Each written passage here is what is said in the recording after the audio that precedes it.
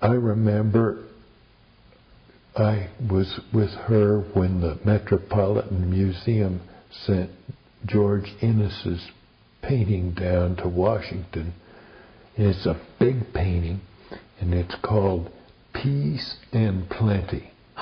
Oh. And yeah. It is a picture of the Delaware Water Gap with the setting sun coming through the elm trees. And I busted out crying. And I thought, a man had to think of that, and then he made light come out of a canvas. So you see, I was blown away by that long before I even went to grade school. Yeah. And then when I was drawing, I was more interested trying to get light to come out of the drawing than I was to draw figures or horses or cars or airplanes. Oh, I did that. But then it was also your mother that got you an appointment to visit John Young Hunter. Well, I know we're going ahead a little bit, but I was 12 or 13. I was 13 when I went up to John's house, and he was about my age now. I think we figured that we were 70 years apart. And it really wasn't my mother's idea. Dad was trying to duck him, and he was chasing my mother because he wanted to do her portrait. And Dad was depression. Dad didn't have the moolah to pay for the portrait, so he was against it. And I think it was either Genevieve or John Young Hunter said, well, why don't we, Wilson likes painting, don't you? And I, yeah. So why don't you come up to the studio this summer? And so he took me up there, and we became friends, and I stretched his canvas, and he would, just talk about the theory of art and the principles and how to do this and how not to do something else. And what was interesting was I had mentors like that. Freebie. When I was a young man, I had him, and I had Theodore Van Solen. And here, young Hunter was the youngest member of the Royal Academy, and his two instructors were Sir Lawrence Alma Tadema and John Sargent. And then when Soley took over, he had gone to the Pennsylvania Academy of Fine Art and then gone over to Paris at the Académie Beaux-Arts and had studied under Adolphe William Bouguereau.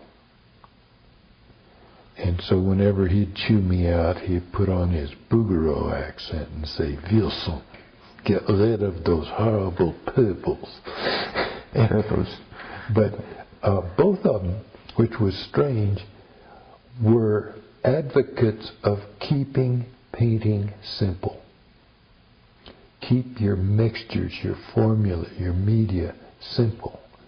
Be careful of what you mix and learn what its properties are so that you don't have a failure.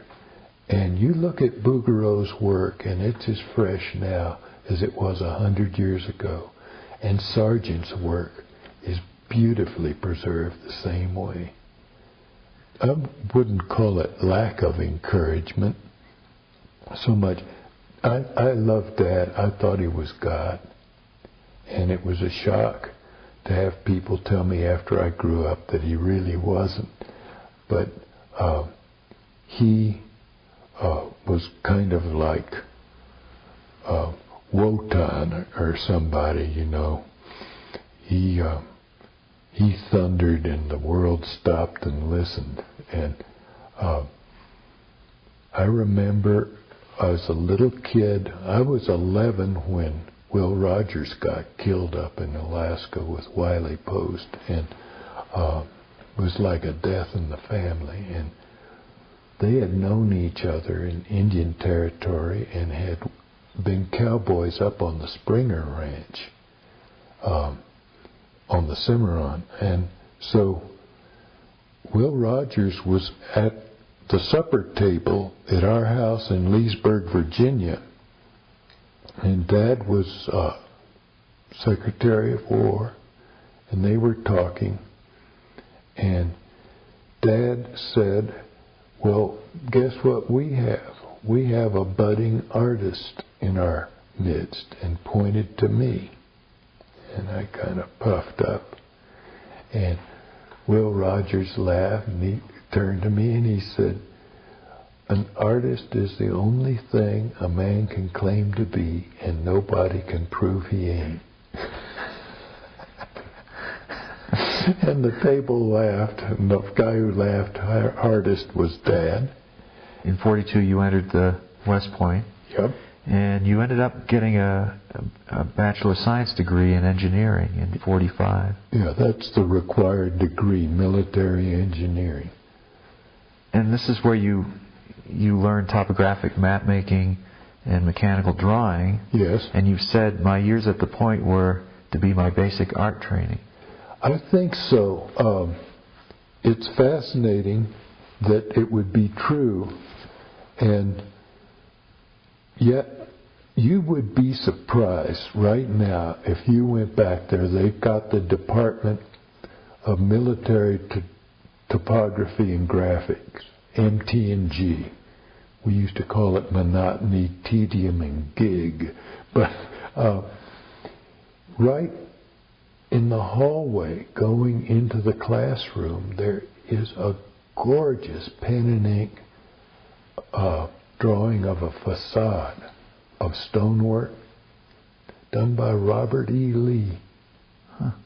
And a lot of these guys, their work is there, and it's beautiful. And they taught these guys the rules of perspective, of chiar oscuro, and how to make a surface seem convex or concave. And they taught the scientific principles of representational art. And you had to know them. And then they started applying it to where if you give me a topographical map of any place on Earth, I can orient it and I can paint you a picture of the mountain or the canyon or whatever it is. I can tell you what it's going to look like when you see it, because that was what our job was, to be able to visualize from the map what reality was. And then they would test us on it, see how close we came. And a lot of the art out west, the original Western art, a lot of it was done by West Pointers. You saw that show up in Denver, West Point Points West. I didn't see it, but I heard, yeah. Yeah, and it was all these drawings by lieutenants of cavalry that had gone through that school. It's weird to think of that. But so I came out of the war, and I wanted to stay in the Air Force because I was interested in supersonic flight and rocketry. And I knew we were going to the moon and we're going to go supersonic. The whole thing was evident. But Dad really jawboned me and played guilt and everything to get me out and go to law school. And I did.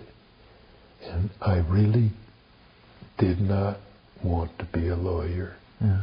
And I never burned with a gem-like flame for that, but I went 8 years without raising a paintbrush, plus my 7 years on active duty. So that was 15 years without drawing, but then I turned into a Sunday painter again.